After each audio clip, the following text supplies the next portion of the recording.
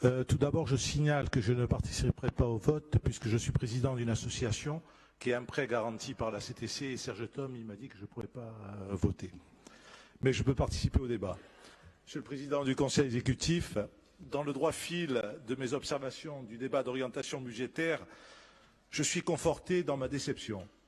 En effet, votre budget sincère est un budget administratif, sans aspérité politique, c'est-à-dire sans choix fort sur les équipements structurants indispensables au développement de notre île et de l'épanouissement de ses habitants. C'est la même conclusion que celle du CESEC. Un seul exemple, mais hautement symbolique, celui du budget de la langue corse. Je partage, Monsieur le Président, les mêmes objectifs politiques que vous. Vous consacrez 0,29% de notre budget à cette politique, très importante à mes yeux. Cela ne suffira pas à lui redonner son statut de la langue du pain. La Bretagne, par exemple, cette année, va consacrer 0,43% de son budget pour sauver le breton et le gallo.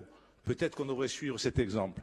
L'État ne fait pas son devoir pour la langue corse en matière de statut, en matière d'enseignement, j'en suis convaincu. Mais nous, faisons-nous tout ce qu'on doit faire pour la langue corse?